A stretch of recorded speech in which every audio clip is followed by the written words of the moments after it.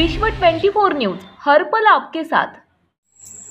केंद्र शासनाच्या स्वामित्व या योजनेअंतर्गत तुळजापूर तालुक्यातील गावाचे गावठाण भूमापनाचे काम महाराष्ट्र शासन ग्रामविकास विभाग व भूमी अभिलेखन विभाग यांच्या संयुक्त विद्यमाने हाती घेण्यात आलेले आहे।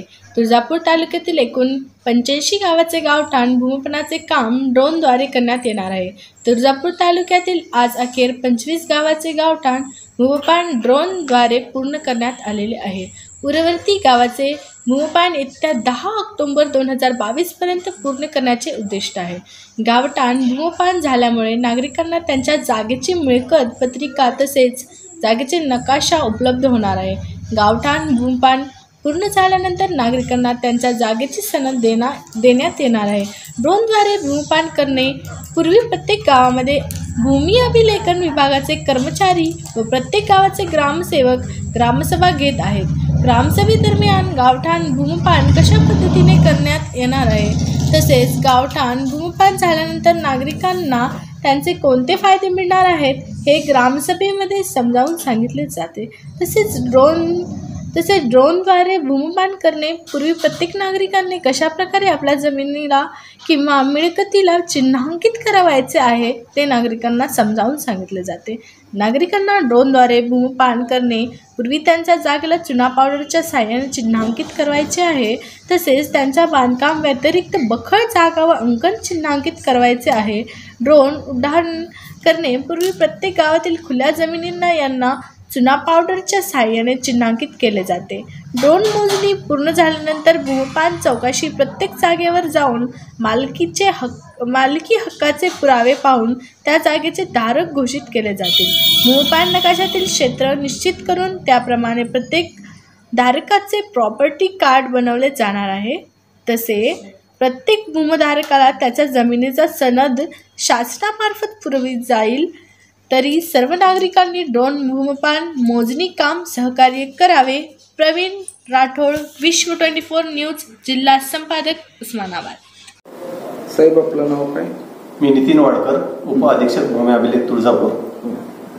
मला सांगा, आज ड्रोन कॅमेऱ्याच्या माध्यमामधून जे मोजण्या वगैरे चालू आहेत, असे किती लोकांना त्याचा फायदा होणार आहे? ड्रोनद्वारे आपण महाराष्ट्रामधील जवळजवळ 40,000 गावांचा सर्वेक्षण करत आहे। त्यांचं गावठाण भूमापन करून त्यांच्या जमिनीचा भूभागाचा नकाशा तयार करत आहे, तसेच त्यांची मिळकत पत्रिका तयार करत आहे। त्यामुळे प्रत्येक ग्रामस्थाला ज्या ठिकाणी सिटी सर्वे झालेले नाही त्या प्रत्येक ग्रामस्थाला त्याचा फायदा होणार आहे। मला सांगा, जे खेडोपाड्यामध्ये आता प्रत्येक गाव असतील त्या शेतकऱ्यांना आपण काय संदेश देणार आहात?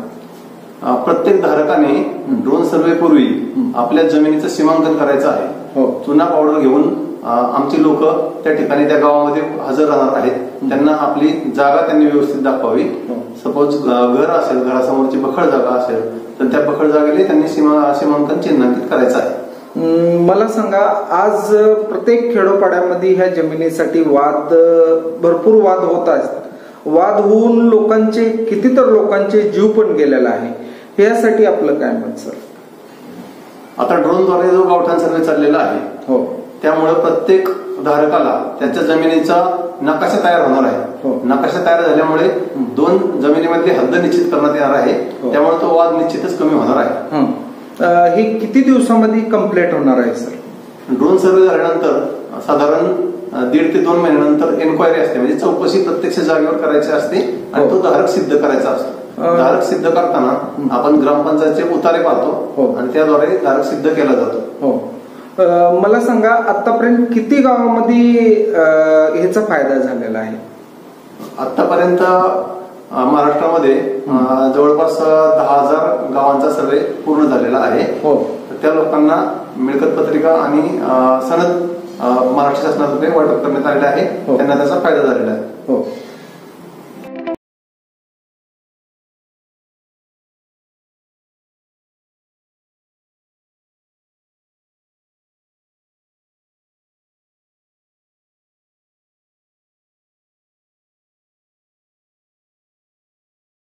निरनिराळ्या योजना गावागावात राबवल्या जात आहेत। या योजनांमुळे जमीन हस्तांतरणाची प्रक्रिया ही जोरात सुरू आहे, पण गावातील लोकांना आपली नेमकी हद्दच माहीत नसते.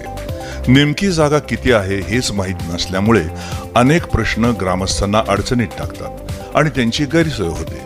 ही त्यांची गैरसोय टाळण्यासाठी महाराष्ट्र शासन ग्रामविकास आणि महसूल भूमी अभिलेख विभागाच्या संयुक्त विद्यमाने प्रत्येक भूखंडाचे मालकीच्या हक्काची मिळकत पत्रिका आणि नकाशा प्रत्येक धारकाला प्राप्त करून देण्यासाठी राज्यातील सर्व जमिनीचे GIS आधारित सर्वेक्षण आणि भूमापन सुरू झाले असून त्या सर्वेक्षणानंतर ही सर्व माहिती डिजिटल स्वरूपात उपलब्ध होणार आहे.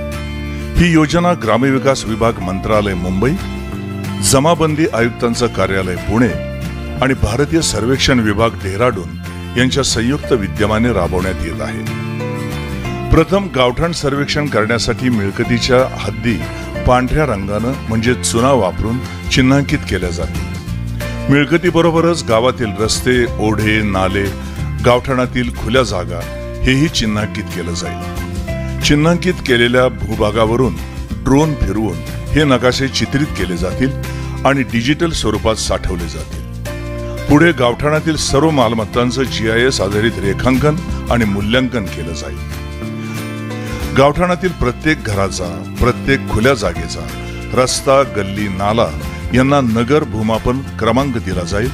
सर्व गावांचं गावठाण भूमापन करून झाल्यावर नियमाप्रमाणे अधिकार अभिलेख मिळकत पत्रिका आणि सनद तयार करून त्याचं वाटप संबंधितांना केलं जाणार आहे.